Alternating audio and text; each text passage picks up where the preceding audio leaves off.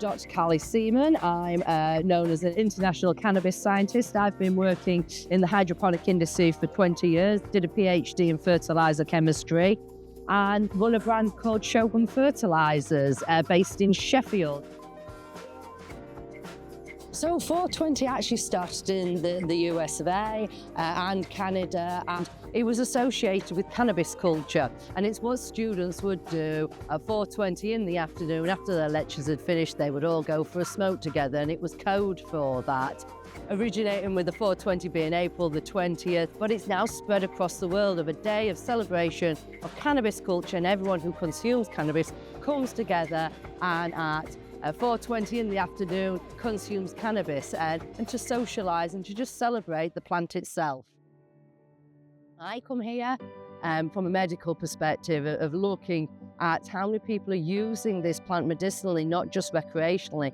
Many people come to this event for the recreational side of things, but don't even realise that they're using this plant medicinally because they have so many underlying conditions that they're using it on a daily basis to help with their sleep, to help with chronic pain. So I'm here to understand more about that and actually just to get rid of the stigma that's associated with cannabis. It isn't a bad thing. It isn't the devil's lettuce. This is a plant that helps so many people medicinally and be able to function and go to work. So you've got, we've obviously got the basics that are separated into sativa and indica, and these are based on the morphology of the plant. You've got different varieties from things like Gorilla Glue and some of the old school strains known as Jacara and White Widow. These are much, much older strains that existed back in the 90s. We've now got more things like Skittles and wedding cake, which are a lot more fruity and the flavours around them are a lot more deeper within them. Today what you'll see is a lot more people are actually combusting, so they are taking the flower, they are wrapping it up into a cigarette, often mixing it with tobacco and then smoking it.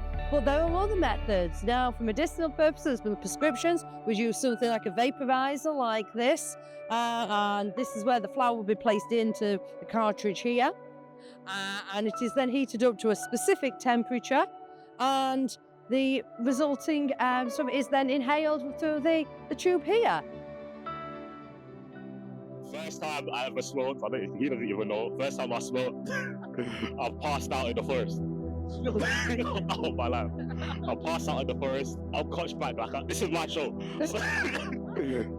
Yeah, I passed out in the forest and I was like, I need to get my get back. Yeah, I went back for round 2. You survived, man? Of course I survived, I'm back here now. Well, we get it on prescription, and we're legal UK medical cannabis patients. So we get it for our ailments, for whatever medical conditions we have. I enjoy the fact that it shows you down, it takes away certain anxieties and or gives to some people, depending on what you smoke. But yeah, just basically to chill. Before 20, bon 420, mes couilles ont kiffé bien, fumé bien, putain. Alright, don't look until you try it, and stay responsible.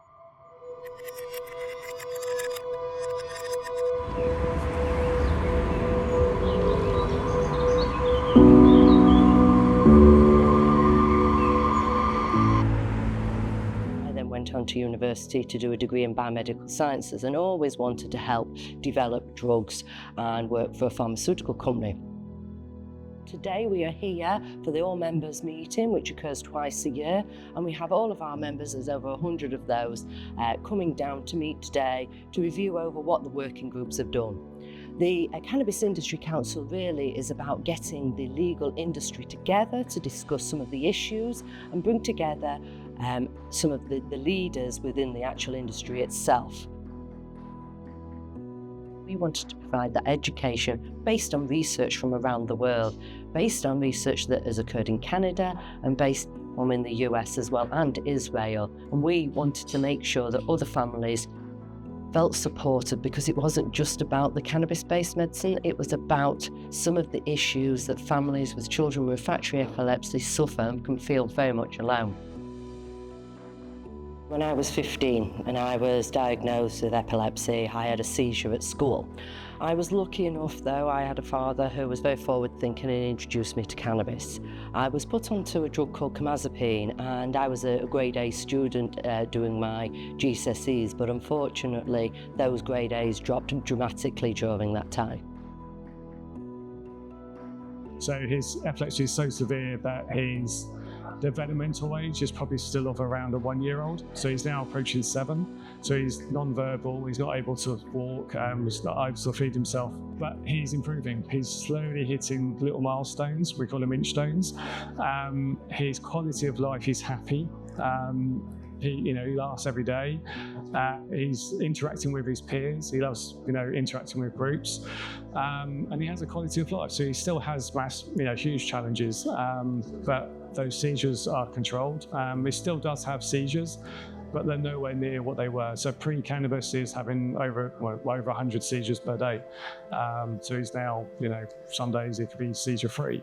So it's made a huge difference to his life, and not only his life, our lives as well. Well, I think the future's very promising.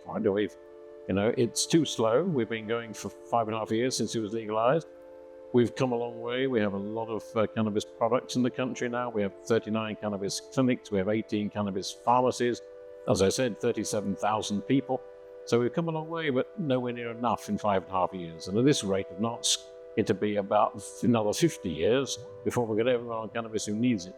So yes, we've come a long way. We should congratulate ourselves for that, but we shouldn't be in any way complacent because there's an awful long way to go yet. Some data already out there that it is helping, parents with children with epilepsy. So let's just embrace that because that's case studies. And there are so many case uses for cannabis, from industrial hemp to wellness. Let's learn more. There needs to be learning from both sides of the spectrum here, both from the industry and the public. And let's just work together so that it'll be a success. As I look back at my 25-year journey with cannabis, from battling with epilepsy to advocating for its medical use, I've seen it all. But one thing is clear: cannabis changes lives.